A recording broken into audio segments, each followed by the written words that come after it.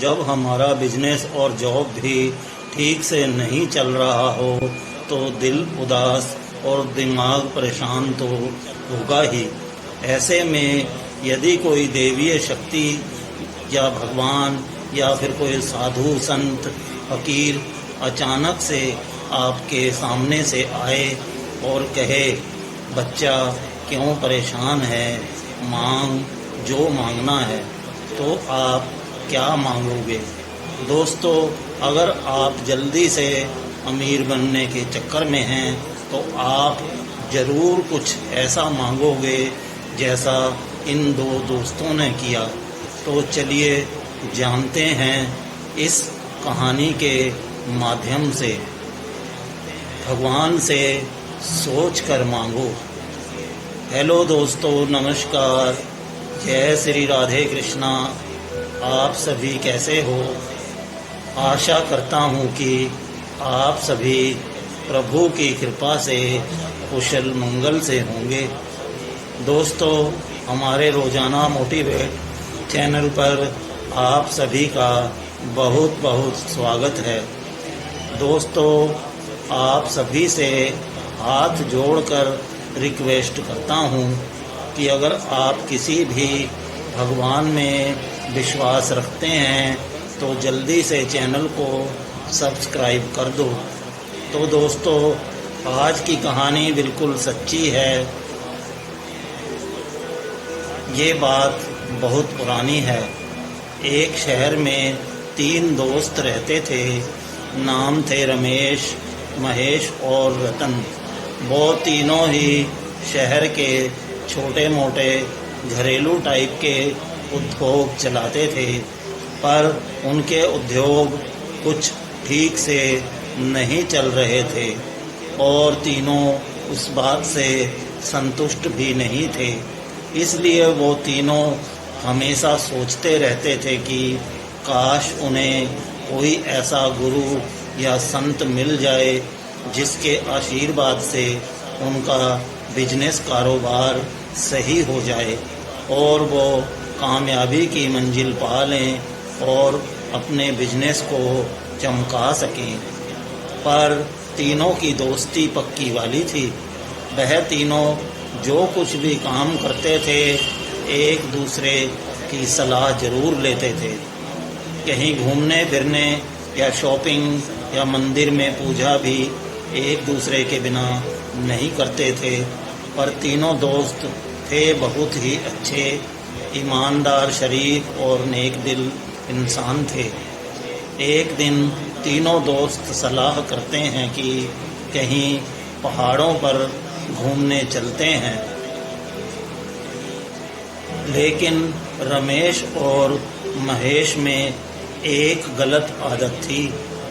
वो दोनों लॉटरी और जुए का या मटके का शौक रखते थे। रतन ठीक था, वो भगवान और मेहनत में विश्वास रखता था। भला जुए और लॉटरी से किसी का भला हो सकता है क्या? ऐसा नहीं सोचना चाहिए हमें। फिर तीनों दोस्त अगले दिन पहाड़ों की यात्रा के लिए निकल जाते हैं और वहां पहुंचकर होटल में कमरा बुक कर लेते हैं और आराम करते हैं और फिर सलाह करते हैं कि सुबह सुबह पहाड़ों पर जाने के लिए निकल जाएंगे। अगले दिन तीनों दोस्त सुबह सुबह ही पहाड़ों के लिए निकल गए और घूमते घूमते हुए जंगल में काफ़ी दूर निकल गए, एक ऐसी जगह जहां कोई भी आता जाता नहीं था। अब वो तीनों बुरी तरह से थक चुके थे। सोचते हैं कहीं रुककर थोड़ा आराम कर लेते हैं और अब उन्हें प्यास भी बहुत लगी थी। फिर वो पानी ढूंढते हुए आगे बढ़ते हैं। तभी उन्हें एक कुटिया या झोंपड़ी की जैसी चीज़ नज़र आती है। वो तीनों उस झोंपड़ी में पहुंचकर देखते हैं कि एक तपस्वी अपनी तपस्या में मग्न बैठे थे। उन्हें कुछ पता न चला कि मेरी झोंपड़ी में कोई आया है। तीनों दोस्तों ने भी तपस्वी को बुलाने या आवाज़ देने की कोशिश नहीं की, क्योंकि उन्हें डर था कहीं ऐसा करने पर तपस्वी उन्हें क्रोध में आकर कोई श्राप न दे दे। इसलिए तीनों दोस्तों ने बाहर जाकर कुएं से कुछ पानी निकाल कर पिया और कुटिया में आकर आराम करने लगे। थकावट के कारण तीनों को गहरी नींद आ गई। जब आंख खुली तो रात हो चुकी थी। बाहर अंधेरा होने के कारण वह तीनों दोस्त जंगल से होटल तक का सफ़र नहीं करना चाहते थे, क्योंकि जंगली जानवरों का खतरा था। इसलिए तीनों दोस्तों ने सोचा कि आज रात तपस्वी की कुटिया में ही रुक जाते हैं। सुबह जब वो सोकर उठे तो उन्होंने देखा कि तपस्वी की कुटिया के अंदर और बाहर बहुत ही गंदगी, कचरा, कूड़ा फैला हुआ है। लगता है बहुत दिनों से सफाई नहीं हुई है और लगता है तपस्वी जी भी काफ़ी दिनों से तपस्या में बैठे हैं। तीनों दोस्तों ने मिलकर सारी सफाई कर दी, पेड़ पौधों में पानी डाल दिया और अब वो तपस्वी की तपस्या खत्म होने तक यहीं रुकेंगे, ये ख्याल उनके मन में आने लगा। फिर एक दोस्त तपस्वी के पास रुका और दो दोस्त बाजार खाने के लिए कुछ सामान लाने के लिए बाजार की ओर चले गए। पर तपस्वी जी अभी तक तपस्या में ही बैठे थे। दोनों दोस्त बाजार से खाने का सामान लेकर आ गए। सभी ने मिलकर खाना खाया और वहीं आराम करने लगे। इसी तरह 2 दिन और बीत गए। उन्होंने कुटिया के अंदर और बाहर अच्छे से साफ सफाई का पूरा ध्यान दिया। अब तपस्वी जी की तपस्या पूरी हो गई और उन्होंने अपनी आंखें खोल दी और उन्होंने देखा कुटिया के अंदर और बाहर साफ सफाई बहुत अच्छे से है। सफाई देखकर तपस्वी जी बहुत खुश हुए। उन्होंने तीनों दोस्तों से पूछा कि आप कौन हैं और कहाँ से आए हैं। तीनों दोस्तों ने अपनी पूरी बात बता दी। अब तीनों ने तपस्वी के पैर छूकर कहा, अब हमें आज्ञा दीजिए, अब हमें यहाँ से चलना चाहिए। तब तपस्वी ने कहा, तुमने मेरी कुटिया के अंदर और बाहर सफाई करके और मेरे पेड़ पौधों फूलों को पानी देकर उनको सींचकर मेरा मन जीत लिया है। मैं तुमसे बहुत प्रसन्न हूँ। मांगो क्या मांगना है, मेरे वश में जितना होगा मैं वो आशीर्वाद दूंगा। तो रमेश ने एक लॉटरी का नंबर मांगा और बाबा ने तथास्तु कह दिया। महेश ने भी एक मटके का नंबर मांगा। बाबा ने उसे भी तथास्तु कह दिया। अब बाबा रतन की ओर देखने लगे और बोले, मांगो बच्चा, क्या मांगना है, क्यों सोच रहे हो। रतन कुछ सोच रहा था तो बाबा ने कहा, मैं जानता हूँ तुम क्या सोच रहे हो। यही ना कि पता नहीं बाबा का आशीर्वाद सच्चा है या झूठा, पूरा होगा या नहीं होगा। तो बाबा ने कहा, डरो नहीं, तुम्हें निराश नहीं होना पड़ेगा। मांगो, लेकिन देखते हैं रतन क्या मांगेगा। इसलिए तो कहते हैं ना, भगवान, ऋषि मुनियों या संत फकीर से कुछ भी मांगो तो सोच समझ कर मांगो। अगर वो आशीर्वाद सच हो गया तो परिणाम बहुत अच्छा होने वाला है और अच्छा होना चाहिए। रतन ने कहा कि बाबा, मेरा कारोबार बिजनेस ठीक से नहीं चल रहा है। आप बस मुझे आशीर्वाद दें कि मेरा कारोबार बिजनेस ठीक हो जाए, जो मेरा और मेरे परिवार का जीवन सुखमय कर दे। मैं मेहनत से कमाना चाहता हूँ, ना कि लॉटरी और जुए से। बाबा ने तथास्तु कहा और वो तीनों दोस्त बाबा के पैर छूकर वहाँ से प्रस्थान कर गए और अपने होटल में पहुँच गए और वहाँ से अपने शहर के लिए निकल गए। कुछ दिन बाद रमेश ने डरते डरते हुए बाबा के दिए हुए नंबर की लॉटरी खरीद ली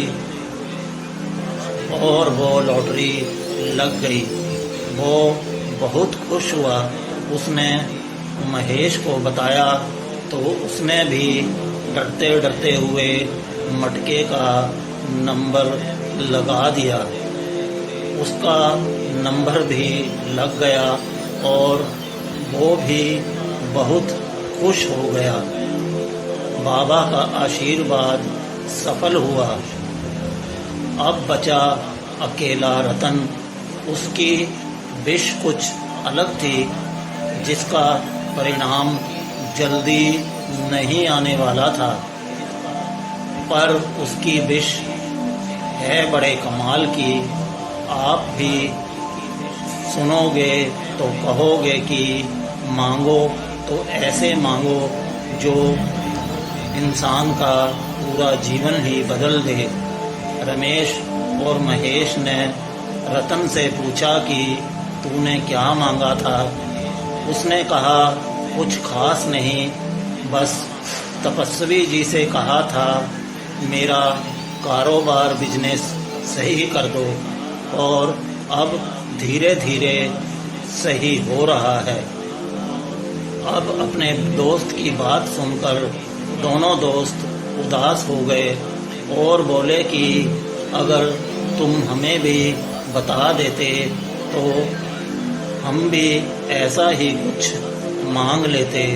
तो इस पर रतन ने दोस्तों से कहा, कुछ भी मांगने से पहले तपस्वी जी ने हम तीनों को कहा था ना कि सोच समझ कर मांगना, और हमने ये सलाह करते हुए यही फैसला लिया था कि सब अपनी अपनी मर्जी से मांगेंगे। तब तो तुम दोनों ही लॉटरी और मटके की बात सोचकर बहुत खुश हो रहे थे। अब क्या हुआ? पर तुम दोनों की विश तो पूरी हो गई। अब उदास होने से क्या होगा?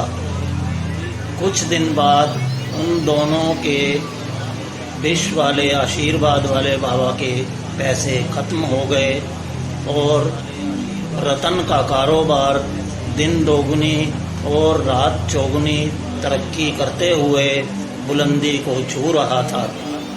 तो दोस्तों, जीवन में अब कभी ऐसा मौका आए कि भगवान या कोई ऋषि मुनि या कोई संत फकीर हमसे प्रसन्न होकर कहे कि हम कुछ तुम्हें देना चाहते हैं, तो हमें सोच समझकर मांगना चाहिए। हमेशा कोई ठोस चीज़ मांगनी चाहिए जिसका आधार जीवन भर के लिए हो, ना कि कुछ समय के लिए।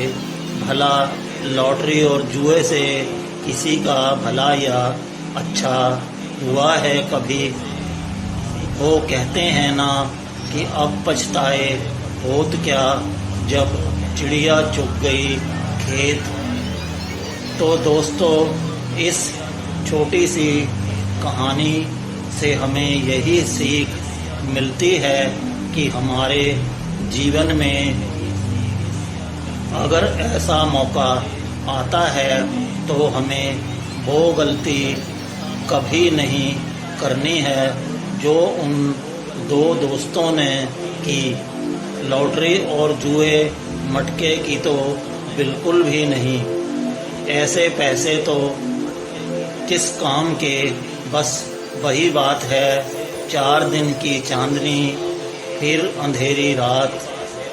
तो दोस्तों, आशा करता हूँ कि आज की ये छोटी सी प्रेरणादायक कहानी आप सभी को अच्छी लगी है। तो वीडियो को लाइक शेयर के साथ साथ चैनल को भी सब्सक्राइब करके बेल के बटन को दबाना बिल्कुल नहीं भूलना है। तो दोस्तों, मिलते हैं एक और कहानी वीडियो के साथ। तब तक के लिए नमस्कार।